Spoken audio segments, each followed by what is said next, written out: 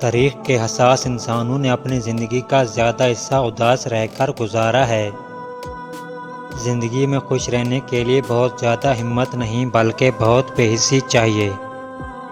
جو شخص اپنی زندگی کا جائزہ نہیں لیتا اور اپنے نفس کا احتساب نہیں کرتا وہ زندہ رہنے کے لائق نہیں ہے۔ جو جانتے ہیں وہ عمل کرتے ہیں اور جو سمجھتے ہیں وہ تعلیم دیتے ہیں۔ جب کوئی سزا دینے والا نہ ہو تو ضمیر خود سزا دیتا ہے۔ بزرگوں کی دعائیں اولاد کے ارادے بنتی ہیں۔ اگر اس شرط پہ کسی کو نصیحت کرتے ہو کہ اسے قبول کرنی پڑے گی تو پھر آپ ظالم ہو۔ جو آج مفت کی نصیحت قبول نہیں کرے گا کل اسے مہنگے داموں افسوس خریدنا پڑے گا۔ لوگ تمہارے عیبوں کے جاسوس ہیں۔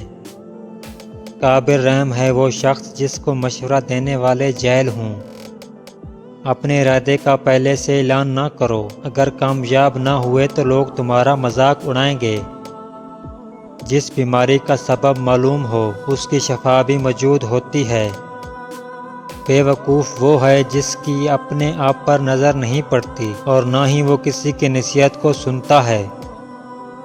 اگر تم خواتین کے مشوروں کے محتاج نہ بنو گے تو پوری زندگی مصائب سے بچے رہو گے۔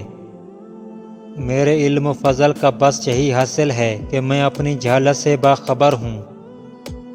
ہمیشہ وہی کام کرو جو تمہیں کرنا چاہیے، نہ کہ وہ کام جسے کرنے کو دل چاہے۔ آنکھ دل کا دروازہ ہے، اس کی حفاظت کرو کیونکہ تمام آفات اسی راہ سے داخل ہوتی ہیں۔ انصاف سے کام لوگے تو دوست زیادہ اور دشمن کم بنیں گے۔